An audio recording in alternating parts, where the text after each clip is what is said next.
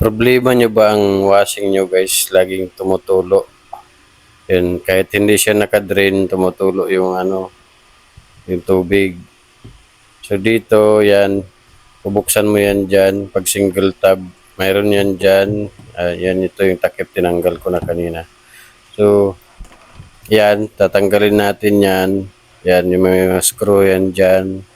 Tatlo yan sa loob, saka mayroon dyan isa. So, tinanggal ko na kanina yan. Ayan, tingnan natin. Ito yung bumabara kasi dyan sa loob, sa drainage niya. So, ayan, napakadumi. Ang daming kumakalang dyan sa pinaka, niya, yung guma na sumasara dyan sa drainage niya. Punong-puno na ng dumi. Ayan. So, lilinisin natin yan.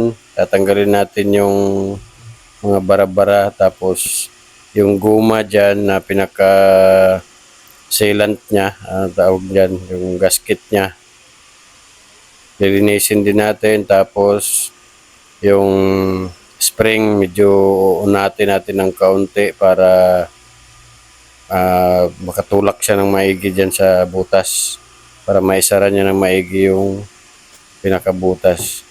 So ito, ayan, tatanggalin natin. Ang dami, ilang taon na siguro itong dumi na to. Yan, punong-puno na ng dumi, bumara na. Kaya kahit anong lagay mo ng tubig, kahit hindi siya nakadrain, tuloy-tuloy pa rin yung tulo niya doon sa drainage.